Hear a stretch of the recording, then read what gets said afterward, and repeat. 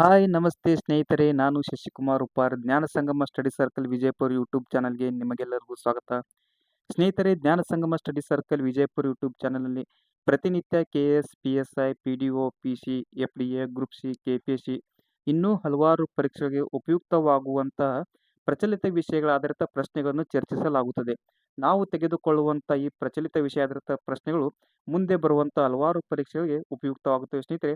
ಆದ್ದರಿಂದ ನಾವು ನಡೆಸುವಂಥ ತರಗತಿಗಳನ್ನು ತಪ್ಪದೆ ಎಲ್ಲರೂ ವೀಕ್ಷಿಸಬೇಕು. ಸ್ನೇಹಿತರೆ, ಇವತ್ತಿನ ಒಂದು ಪ್ರಚಲಿತ ವಿಷಯವನ್ನು ತೆಗೆದುಕೊಂಡು ಬಂದಿದ್ದೇನೆ. ಇವತ್ತಿನ ಒಂದು ಪ್ರಚಲಿತ ವಿಷಯವು ತುಂಬ ಮಹತ್ವದಾಗಿದೆ. ಏಕೆಂದರೆ ಈ ಒಂದು ಪ್ರಶ್ನೆಯು ಮುಂದೆ ಬರುವಂಥ ಪರೀಕ್ಷೆಗಳಿಗೆ ತುಂಬ ಮಹತ್ವ ಆಗಿದೆ ಸ್ನೇಹಿತರೆ. ಇವತ್ತಿನ ಒಂದು ಪ್ರಚಲಿತ ಪ್ರಶ್ನೆ ಈ ರೀತಿ ಇದೆ ಸ್ನೇಹಿತರೆ. ಏನಂದ್ರೆ, ಇತ್ತೀಚೆಗೆ ಈ ಕೆಳಗಿನ ಯಾವ ರಾಜ್ಯದಲ್ಲಿ ದೇಶದ ಮೊದಲ ಡ್ರೋನ್ ಯುದ್ಧ ಶಾಲೆಯನ್ನು ಸ್ಥಾಪಿಸಲಾಯಿತು? India's first school of drone warfare ಅನ್ನು ಎಲ್ಲಿ ಸ್ಥಾಪಿಸಲಾಯಿತು? ಅಂದ್ರೆ ಈ ಕೆಳಗಿನ ಯಾವ ರಾಜ್ಯದಲ್ಲಿ ದೇಶದ ಮೊದಲ ಡ್ರೋನ್ ಯುದ್ಧ ಶಾಲೆಯನ್ನು ಸ್ಥಾಪಿಸಲಾಯಿತು ಎಂದು ಪ್ರಶ್ನೆ ಕೇಳಿದರೆ ಇದಕ್ಕೆ ಈ ತರ ಆಪ್ಷನ್ಸ್ಗಳಿವೆ. ಮೊದಲನೇ ಆಪ್ಷನ್ಸ್ ಕೇರಳ ಅಂತಿದೆ, ಎರಡನೇ ಆಪ್ಷನ್ಸು ಗುಜರಾತ್ ಅಂತಿದೆ, ಮೂರನೇ ಆಪ್ಷನ್ಸು ಮಧ್ಯಪ್ರದೇಶ ಅಂತಿದೆ, ಹಾಗೂ ಕೊನೆಯ ಆಪ್ಷನ್ಸು ಉತ್ತರಾಖಂಡ ಅಂತಿದೆ. ಸ್ನೇಹಿತರೆ, ಕೊಟ್ಟಂತ ಈ 4 ಆಪ್ಷನ್ಸ್ಗಳಲ್ಲಿ ಇದಕ್ಕೆ ಸರಿಯಾದ ಉತ್ತರ ಯಾವುದಂದ್ರೆ ಮಧ್ಯಪ್ರದೇಶ ಸರಿಯಾದ ಉತ್ತರ. ಹಾಗಾದ್ರೆ ಸ್ನೇಹಿತರೆ, ಮಧ್ಯಪ್ರದೇಶ ರಾಜ್ಯದಲ್ಲಿ ದೇಶದ ಮೊದಲ ಡ್ರೋನ್ ಯುದ್ಧ ಶಾಲೆಯನ್ನು ಸ್ಥಾಪಿಸಲಾಯಿತು ಎಂದು ಹೇಳಬಹುದು. ಹಾಗಾದ್ರೆ ಸ್ನೇಹಿತರೆ, ಈ ಡ್ರೋನ್ ಯುದ್ಧ ಶಾಲೆ ಎಂದರೇನು? ಇದನ್ನು ಎಲ್ಲಿ ಸ್ಥಾಪಿಸಲಾಯಿತು? ಯಾರು ಉದ್ಘಾಟಿಸಿದ್ರು ನೋಡೋಣ.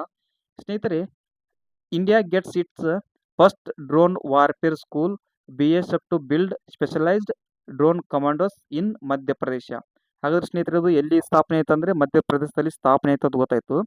ನೋಡೋಣ ಸ್ನೇಹಿತರಲ್ಲಿ, ಡ್ರೋನ್ ಯುದ್ಧ ಶಾಲೆ ಸ್ಕೂಲ್ ಆಫ್ ಡ್ರೋನ್ ವಾರ್ಫೇರ್ ಇದನ್ನು ಸ್ಥಾಪಿಸಿದ ಸ್ಥಳ ಯಾವುದಂದ್ರೆ ಇದು ಎಲ್ಲಂದ್ರೆ ಮಧ್ಯಪ್ರದೇಶ ರಾಜ್ಯದಲ್ಲಿ ಕಂಡುಬರುವ ತೆಕ್ಕನ್ಪುರ್ ಆಫೀಸರ್ಸ್ ಟ್ರೈನಿಂಗ್ ಅಕಾಡೆಮಿಯಲ್ಲಿ ಸ್ಥಾಪಿಸಲಾಗಿದೆ.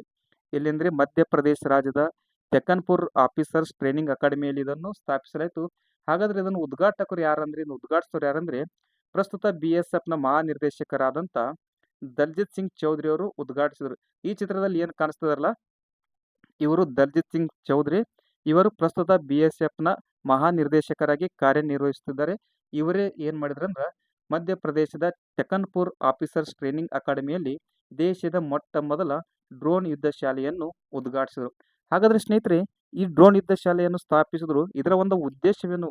ಈ ಶಾಲೆಯನ್ನು ಸ್ಥಾಪಿಸಿದ ಉದ್ದೇಶವೇನೆಂದ್ರೆ, ಪ್ರಮುಖ ಉದ್ದೇಶ ಹೇಳ್ಬೇಕಂದ್ರೆ ಸ್ನೇಹಿತರೆ, ಡ್ರೋನ್ ಕಮಾಂಡೋಸ್ ಮತ್ತು ಡ್ರೋನ್ ವಾರಿಯರ್ಸ್ ಎಂಬ ವಿಶೇಷ ತಂಡಗಳಿಗೆ ತರಬೇತಿ ನೀಡುವುದು ಈ ಡ್ರೋನ್ ಯುದ್ಧ ಶಾಲೆಯ ಒಂದು ಸ್ಥಾಪನೆಯ ಉದ್ದೇಶವಾಗಿದೆ. ಓಕೆ ಸ್ನೇಹಿತರೆ, ಇದನ್ನು ಎಲ್ಲಿ ಸ್ಥಾಪಿಸಿದ್ರು ಅಂದ್ರೆ ಮಧ್ಯಪ್ರದೇಶ ರಾಜ್ಯದ ತೆಕ್ಕನ್ಪುರ್ ಆಫೀಸರ್ಸ್ ಟ್ರೈನಿಂಗ್ ಅಕಾಡೆಮಿಯಲ್ಲಿ ಸ್ಥಾಪನೆ ಮಾಡಿದರು. ಹಾಗಾದ್ರೆ ಇದನ್ನು ಯಾರು ಉದ್ಘಾಟಿಸಿದ್ರು ಅಂದ್ರೆ ಪ್ರಸ್ತುತ BSF ನ ಮಹಾನಿರ್ದೇಶಕರಾದಂತಹ ದಲ್ಜಿತ್ ಸಿಂಗ್ ಚೌಧರಿ ಅವರು ಉದ್ಘಾಟಿಸಿದರು. ಓಕೆ ಸ್ನೇಹಿತರೆ, ಮುಂದಿನ ಒಂದು ಸ್ಲೈಡ್ ನಲ್ಲಿ ನೋಡೋಣ. ಸ್ನೇಹಿತರೆ, ಈ ಒಂದು ವಿಶೇಷ ಸ್ಲೈಡ್ ನಲ್ಲಿ ಏನು ಕೊಟ್ಟಿದ್ದಾರೆ ಅಂದ್ರೆ, ಇತ್ತೀಚೆಗೆ BSF ನ ಪ್ರಸ್ತುತ ಮಹಾನಿರ್ದೇಶಕರಾದಂಥ ದಲ್ಜಿತ್ ಸಿಂಗ್ ಚೌಧರಿ ಅವರು ಮಧ್ಯಪ್ರದೇಶ ರಾಜ್ಯದ ತೆಕ್ಕನ್ಪುರದಲ್ಲಿರುವ ಪಡೆಯ ಅಧಿಕಾರಿಗಳ ತರಬೇತಿ ಅಕಾಡೆಮಿಯಲ್ಲಿ ದೇಶದ ಮೊಟ್ಟ ಮೊದಲ ಡ್ರೋನ್ ಯುದ್ಧ ಶಾಲೆಯನ್ನು ಉದ್ಘಾಟಿಸಿದರು. India's first school of drone warfare ಎಲ್ಲಿ ಉದ್ಘಾಟಿಸಿದ್ರು? ಮಧ್ಯಪ್ರದೇಶ ರಾಜ್ಯದ ತೆಕ್ಕನ್ಪುರದಲ್ಲಿರುವ ಪಡೆಯ ಅಧಿಕಾರಿಗಳ ತರಬೇತಿ ಅಕಾಡೆಮಿಯಲ್ಲಿ ಉದ್ಘಾಟಿಸಿದರು. ಸ್ನೇಹಿತರೆ, ಡ್ರೋನ್ ಯುದ್ಧ ಶಾಲೆಯು ಮುಖ್ಯವಾಗಿ ಗಡಿ ಕಾವಲು ಪಡೆಗಳಿಗೆ ಯುದ್ಧದಲ್ಲಿ ಆಧುನಿಕ ಕಾರ್ಯತಂತ್ರದ ಸವಾಲುಗಳನ್ನು ಎದುರಿಸುವಲ್ಲಿ ವಿಶೇಷ ತರಬೇತಿಯನ್ನು ನೀಡುತ್ತದೆ. ಯಾವುದು ಡ್ರೋನ್ ಯುದ್ಧ ಶಾಲೆ ಏನ್ ಮಾಡ್ತಲ್ಲ, ಇದು ಗಡಿ ಕಾವಲು ಪಡೆಗಳಿಗೆ ಯುದ್ಧದಲ್ಲಿ ಆಧುನಿಕ ಕಾರ್ಯತಂತ್ರದ ಸವಾಲುಗಳನ್ನು ಎದುರಿಸಲು ವಿಶೇಷ ತರಬೇತಿಯನ್ನು ನೀಡುತ್ತದೆ. ಸ್ನೇಹಿತರೆ, ಒಂದು ಚಿತ್ರದಲ್ಲಿ ನೋಡಬಹುದು ನೀವು, ಕೌಶಲ್ಯ ಡ್ರೋನ್ ಪ್ರಹಾರನಲ್ಲಿ ಭಾರತೀಯ ಸೇನೆಯು ಮುಂದಿನ ಪೀಳಿಗೆಯ ಯುದ್ಧ ಸಾಮರ್ಥ್ಯಗಳನ್ನು ಪ್ರದರ್ಶಿಸಿದೆ. ಇದು ಒಂದು ಪ್ರಜಾನಿ ಪತ್ರಿಕೆಯಲ್ಲಿ ಬಂದಂತ ಒಂದು ಚಿತ್ರವಾಗಿದೆ ಸ್ನೇಹಿತರೆ. ಓಕೆ ಸ್ನೇಹಿತರೆ, ಮುಂದಿನ ಒಂದು ಸ್ಲೈಡ್ ನೋಡೋಣ. ಸ್ನೇಹಿತರೆ, ಇತ್ತೀಚೆಗೆ ನಿಮಗೆಲ್ಲ ತಿಳಿದ ಹಾಗೆ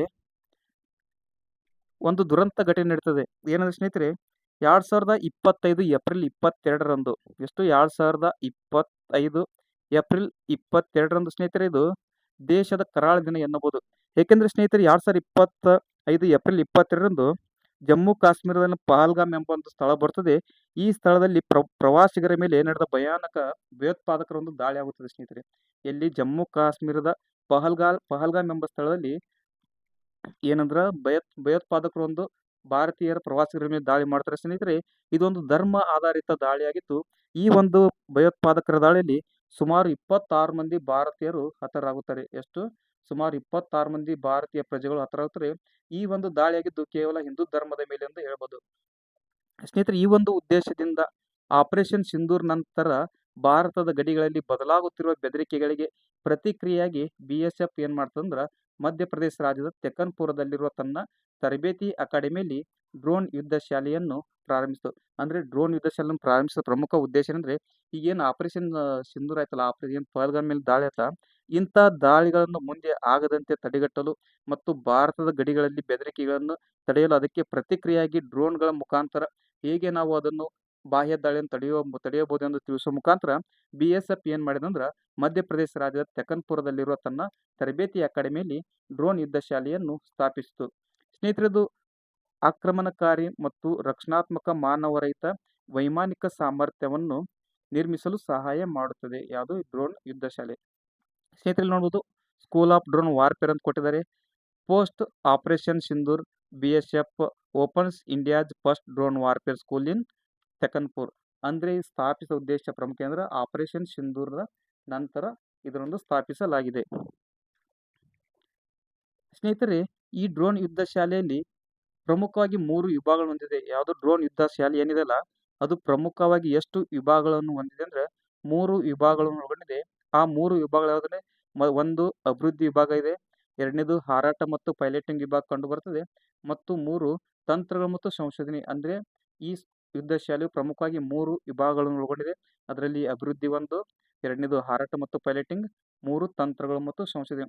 ಅದೇ ರೀತಿಯಾಗಿ ಡ್ರೋನ್ ಯುದ್ಧ ಶಾಲೆಯಲ್ಲಿ ಪ್ರಮುಖವಾಗಿ 2 ಕೋರ್ಸ್ಗಳನ್ನು ಪರಿಚಯಿಸಲಾಗಿದೆ. ಅಂದ್ರೆ ಡ್ರೋನ್ ಯುದ್ಧ ಶಾಲೆಯಲ್ಲಿ ಏನಂದ್ರ 2 ಕೋರ್ಸ್ಗಳನ್ನು ಪರಿಚಯಿಸಲಾಗಿದೆ.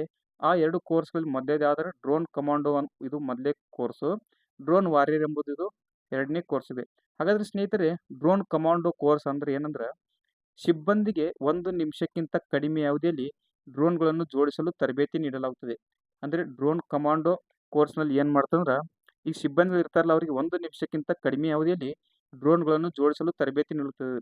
ಅಂದ್ರೆ ಎಮರ್ಜೆನ್ಸಿ ಏನಾದರೂ ತೊಂದರೆ ಉಂಟಾದರೆ ಕೇವಲ 1 ನಿಮಿಷದಲ್ಲಿ ಅವರು ಡ್ರೋನ್ಗಳನ್ನು ರೆಡಿ ಮಾಡಿ ಹಾರಾಟ ಮಾಡಿಸ್ಬೇಕು. ಅಂದ್ರೆ ಡ್ರೋನ್ಗಳು ಹಾರಾಟ ಮಾಡೋದಾಗ್ಲಿ, ಅದನ್ನು ರಿಪೇರಿ ಮಾಡುವುದಾಗ್ಲಿ, ಶಸ್ತ್ರಾಸ್ತ್ರೀಕರಣ ತೆಗೆದುಕೊಳ್ಳೋದಾಗ್ಲಿ ಮತ್ತು ಶಿಲ್ಪದ ಜೋಡಣೆ. ಈ ಒಂದು ಉದ್ದೇಶದಿಂದ ಏನಂದ್ರ ಡ್ರೋನ್ ಕಮಾಂಡೋ ಕೋರ್ಸ್ ಪರಿಚಯಿಸಲಾಗಿದೆ. ಈ ಡ್ರೋನ್ ಕಮಾಂಡೋಲಿ ಏನಂದ್ರ ಸಿಬ್ಬಂದಿಗಳಿಗೆ ಕೇವಲ 1 ನಿಮಿಷಕ್ಕಿಂತ ಕಡಿಮೆ ಅವಧಿಯಲ್ಲಿ ಡ್ರೋನ್ಗಳನ್ನು ಜೋಡಿಸಲು ತರಬೇತಿ ನೀಡಲಾಗುತ್ತದೆ. ಸ್ನೇಹಿತರೆ, ಇದು BSF ಗೆ ಸಂಬಂಧಪಟ್ಟಿದ್ದರಿಂದ BSF ಬಗ್ಗೆ ಸ್ವಲ್ಪ ಸಂಕ್ಷಿಪ್ತ ಮಾಹಿತಿಯನ್ನು ನೋಡೋಣ. ಸ್ನೇಹಿತರೆ, ಈಗಾಗಲೇ ಇದು ಹಿಂದಿನ ತರಗತಿಯಲ್ಲಿ ನಾನು BSF ಬಗ್ಗೆ ಸಂಪೂರ್ಣವಾದ ವಿವರಣೆ ನೀಡಿದ್ದೇನೆ. ಆದರೂ ಇವತ್ತಿನ ಒಂದು ತರಗತಿಯಲ್ಲಿ ಇದರ ಒಂದು ಸಂಕ್ಷಿಪ್ತ ಮಾಹಿತಿ ನೀಡುತ್ತೇನೆ. ಸ್ನೇಹಿತರೆ, BSF ಅಂದ್ರೆ ಬಾರ್ಡರ್ ಸೆಕ್ಯೂರಿಟಿ ಫೋರ್ಸ್ ಅಂತ ನಿಮಗೆಲ್ಲ ಗೊತ್ತು. ಅಂದ್ರೆ ಗಡಿ ಭದ್ರತಾ ಪಡೆ. ಇದು ಸ್ಥಾಪನೆಯಾಗಿದ್ದು 1965 ಡಿಸೆಂಬರ್ 1 ಕೇಂದ್ರ ಕಚೇರಿ ನವದೆಹಲಿಯಲ್ಲಿ ಕಂಡು ಬರುತ್ತದೆ. ಧ್ಯೇಯವಾಕ್ಯ ಏನಂದ್ರೆ ಜೀವನ ಪರ್ಯಂತ ಕರ್ತವ್ಯ ಎಂಬುದು ಇದರ ಧ್ಯೇಯವಾಕ್ಯ. ಹಾಗೂ BSF ನ ಪ್ರಸ್ತುತ ಮಹಾನಿರ್ದೇಶಕರು ಯಾರಂದ್ರೆ ದಲ್ಜಿತ್ ಸಿಂಗ್ ಚೌಧರಿ. ಸ್ನೇಹಿತರೆ, ಹಿಂದಿನ ತರಗತಿಯಲ್ಲಿ BSF ಬಗ್ಗೆ ಸಂಪೂರ್ಣವಾದ ಮಾಹಿತಿ ನೀಡಿದ್ದೇನೆ. ನೀವು ನಮ್ಮ ಯೂಟ್ಯೂಬ್ ಕ್ಲಾಸ್ ನೋಡ್ಬೇಕಂದ್ರೆ ಹಿಂದಿನ ತರಗತಿಗಳನ್ನು ನೋಡಿ ತಿಳಿದುಕೊಳ್ಳಿ ಸ್ನೇಹಿತರೆ. ಅದೇ ರೀತಿ ಸ್ನೇಹಿತರೆ, BSF ಎಂಬುದು ಭಾರತದ ಗೃಹ ಸಚಿವಾಲಯದಡಿಯಲ್ಲಿ ಕಾರ್ಯನಿರ್ವಹಿಸುವ 5 ಸಶಸ್ತ್ರ ಪೊಲೀಸ್ ಪಡೆಗಳಲ್ಲಿ ಒಂದಾಗಿದೆ. ಯಾವುದು? BSF ಇದು ಭಾರತದ ಗೃಹ ಸಚಿವಾಲಯದಡಿಯಲ್ಲಿ ಕಾರ್ಯನಿರ್ವಹಿಸುವ 5 ಸಶಸ್ತ್ರ ಪೊಲೀಸ್ ಪಡೆಗಳಲ್ಲಿ ಒಂದಾಗಿದೆ. 1965ರ ಭಾರತ ಪಾಕಿಸ್ತಾನ ಯುದ್ಧದ ನಂತರ BSF ಅನ್ನು ಸ್ಥಾಪಿಸಲಾಯಿತು. ಸ್ನೇಹಿತರೆ, ಮುಖ್ಯವಾಗಿ BSF ಇದು ಪಾಕಿಸ್ತಾನ ಮತ್ತು ಬಾಂಗ್ಲಾದೇಶಗಳ ಗಡಿಗಳೊಂದಿಗೆ ಭಾರತದ ಗಡಿಗಳನ್ನು ಕಾಪಾಡುವ ಜವಾಬ್ದಾರಿಯನ್ನು ಹೊಂದಿದೆ. ಯಾವುದು? BSF ಪಾಕಿಸ್ತಾನ ಮತ್ತು ಬಾಂಗ್ಲಾದೇಶದ ಗಡಿಗಳೊಂದಿಗೆ ಭಾರತದ ಗಡಿಗಳನ್ನು ಕಾಪಾಡುವ ಜವಾಬ್ದಾರಿಯನ್ನು ಹೊಂದಿದೆ. ಹಾಗಾದ್ರೆ BSF ಸ್ಥಾಪನೆಯಾಗಿದೆ ಎಷ್ಟು? 1965ರಲ್ಲಿ BSF ಸ್ಥಾಪನೆಯಾಗುತ್ತದೆ. ಇದು ಕೇಂದ್ರ ಗೃಹ ಸಚಿವಾಲಯದಡಿಯಲ್ಲಿ ಕಾರ್ಯನಿರ್ವಹಿಸುವ 5 ಸಶಸ್ತ್ರ ಪೊಲೀಸ್ ಪಡೆಗಳಲ್ಲಿ ಒಂದಾಗಿದೆ. ಅಷ್ಟೇ ಅಲ್ಲದೆ BSF ಪಾಕಿಸ್ತಾನ ಮತ್ತು ಬಾಂಗ್ಲಾದೇಶಗಳೊಂದಿಗೆ ಭಾರತದ ಗಡಿಗಳನ್ನು ಕಾಪಾಡುವ ಜವಾಬ್ದಾರಿಯನ್ನು ಹೊಂದಿದೆ.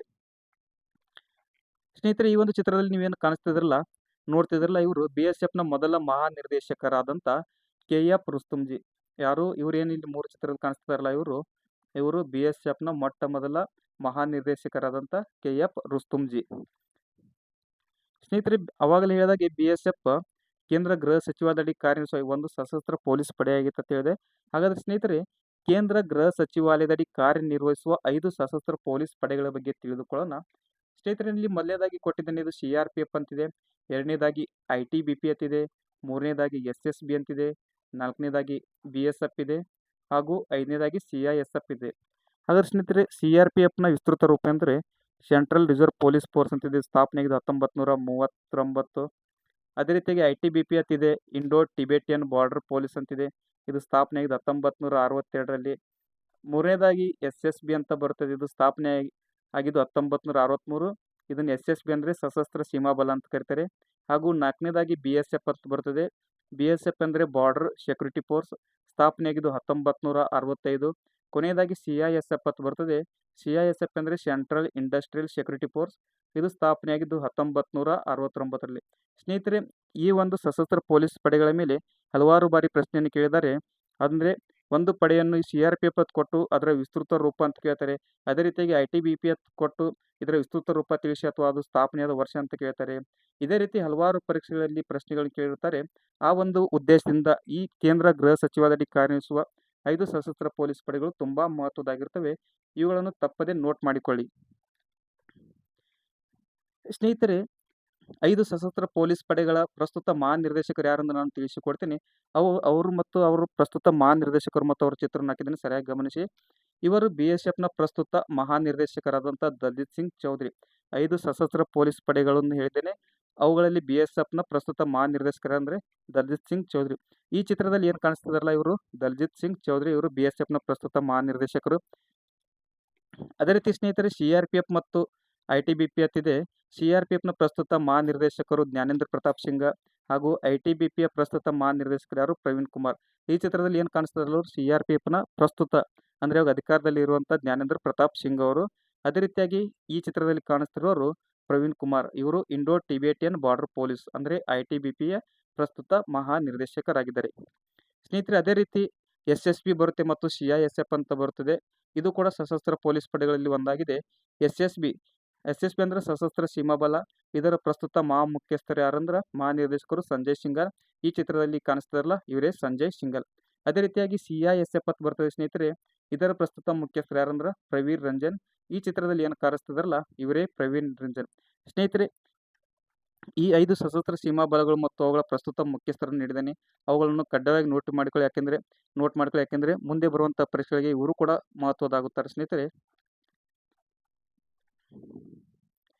ಓಕೆ ಸ್ನೇಹಿತರೆ, ಇನ್ನೊಬ್ಬರು ಪ್ರಮುಖ ವ್ಯಕ್ತಿ ಅಂದರೆ ನೀನಾ ಸಿಂಗ್. ಹಾಗಾದರೆ ಸ್ನೇಹಿತರೆ, ಈ ನೀನಾ ಸಿಂಗ್ ಯಾರಂದರೆ ಇವರು CISFನ ಮುಖ್ಯಸ್ಥರಾಗಿ ನೇಮಕಗೊಂಡ ಮೊದಲ ಮಹಿಳಾ ಮಹಾನಿರ್ದೇಶಕಿಯಾಗಿದ್ದಾರೆ. ಅಂದರೆ ಇವರು 2024ರಲ್ಲಿ ಅಧಿಕಾರ ನಿರ್ವಹಿಸಿದರು. ನೀನಾ ಸಿಂಗ್ ಇವರು CISFನ ಮುಖ್ಯಸ್ಥರಾಗಿ ನೇಮಕಗೊಂಡ ಮೊದಲ ಮಹಿಳಾ ನಿರ್ದೇಶಕಿಯಾಗಿದ್ದಾರೆ. ಓಕೆ ಸ್ನೇಹಿತರೆ, ಇವತ್ತಿನ ತರಗತಿಯಲ್ಲಿ ನಾವು ಪ್ರಮುಖವಾದ ಕ್ಲಾಸನ್ನು ಡಿಸ್ಕಷನ್ ಮಾಡಿದೆವು. ಸ್ನೇಹಿತರೆ, ನಮ್ಮದೊಂದು ಟೆಲಿಗ್ರಾಮ್ ಚಾನಲ್ ಇದೆ, ಯಾವುದಂತ ಜ್ಞಾನ ಸಂಗಮ ಟೆಲಿಗ್ರಾಮ್ ಚಾನಲ್ ಇದೆ. ಅದರಲ್ಲಿ ಸುಮಾರು 62,670 ಅಥವಾ 59ಕ್ಕಿಂತ ಜಾಸ್ತಿ ಸ್ಟೂಡೆಂಟ್ ಇದ್ದಾರೆ. ಅದರಲ್ಲಿ ಪ್ರತಿನಿತ್ಯ ಕ್ವಿಝನ್ನು ಪ್ರಾರಂಭಿಸಲಾಗಿದೆ. ಪ್ರತಿನಿತ್ಯ 4 ಬಾರಿ ಕ್ವಿಝ್ ನಡೆಸುತ್ತೇವೆ. ಬೆಳಗ್ಗೆ 11 ಗಂಟೆಗೆ, ಮಧ್ಯಾಹ್ನ 2 ಗಂಟೆಗೆ, ಸಂಜೆ 6 ಗಂಟೆಗೆ, ರಾತ್ರಿ 10 ಗಂಟೆಗೆ ಕ್ವಿಝ್ ನಡೀತದೆ. ನಾವು ನಡೆಸುವಂಥ ಕ್ವಿಝ್ಗಳು ತುಂಬ ಮಹತ್ವದಾಗಿರ್ತವೆ ಸ್ನೇಹಿತರೆ. ಆದ್ದರಿಂದ ಎಲ್ಲರೂ ತಪ್ಪದೆ ನಮ್ಮ ಟೆಲಿಗ್ರಾಮ್ ಗ್ರೂಪ್ಗೆ ಜಾಯ್ನ್ ಆಗಿ. ಅದೇ ರೀತಿ ಒಂದು ಇನ್ಸ್ಟಾಗ್ರಾಮ್ ಪೇಜ್ ಇದೆ, ಜ್ಞಾನ ಸಂಗಮ ಸ್ಟಡಿ ಸರ್ಕಲ್ ಅಂತ. ನೀವು ಇನ್ಸ್ಟಾಗ್ರಾಮ್ ಪೇಜಲ್ಲಿ ಸರ್ಚ್ ಮಾಡಿದ್ರೆ ಬರುತ್ತೆ. ಅದರಲ್ಲೂ ಕೂಡ ಪ್ರಮುಖವಾದ ಮಾಹಿತಿಗಳು ನೀಡ್ತೀವಿ ಸ್ನೇಹಿತರೆ. ಅದನ್ನು ಕೂಡ ನೆಗ್ಲೆಕ್ಟ್ ಮಾಡಿಬಿಡಿ, ಅಲ್ಲಿ ಕೂಡ ಜಾಯ್ನ್ ಆಗಿ. ಒಟ್ಟಿನಲ್ಲಿ ಎಲ್ಲದರಲ್ಲೂ ಒಂದು ಮಾಹಿತಿ ಸಿಗುತ್ತದೆ ಸ್ನೇಹಿತರೆ.